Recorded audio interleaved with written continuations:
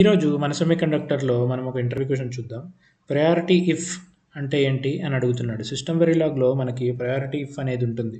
So, priority if ఏం చేస్తుంది అనంటే మనకు రెగ్యులర్‌గా ఉండే ఇఫ్ ఎల్స్ స్టేట్మెంట్స్‌కి అండ్ ప్రయారిటీ ఇఫ్‌కి ఉండే డిఫరెన్స్ ఏంటి అనంటే మనము దాని సింటాక్స్ ఎలా ఉంటుంది అంటే ప్రయారిటీ ఇఫ్ అండ్ కండిషన్ ఇచ్చి and else if and else అని ఇస్తే సపోజ్ మనము ప్రయారిటీ ఇఫ్లో ఒక కండిషన్ ఉంది అండ్ ఇఫ్ ఎల్స్లో కండిషన్ 2 ఉంది. ప్రయారిటీ ఇఫ్ ఏం చేస్తుంది అంటే ఈ ఆర్డర్లో చెక్ చేసుకుంటే వస్తుందన్నమాట.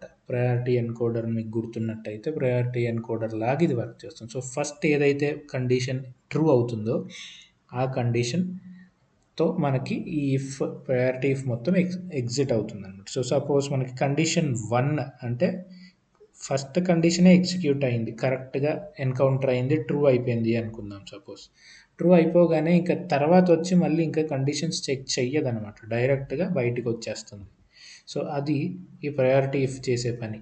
అదే మనకి ఫస్ట్ది ఎన్కౌంటర్ అవ్వకుండా సెకండ్ది ఎన్కౌంటర్ అయింది అండ్ థర్డ్ది కూడా కండిషన్ 3 ఉంది. సో ఇది కూడా చెక్ చేయదనమాట, డైరెక్ట్గా ఈ కండిషన్ హిట్ అయింది కాబట్టి బయటకు వచ్చేస్తుంది ఇంకా ఈ కండిషన్లో ఉన్న కోడ్ ఎగ్జిక్యూట్ చేసి.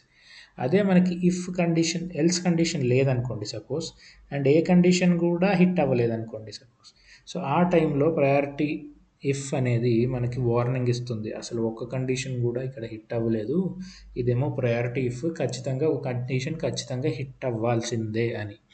అదనమాట. సో ప్లీజ్ సబ్స్క్రైబ్ టు మన సెమీకండక్టర్. Thank you.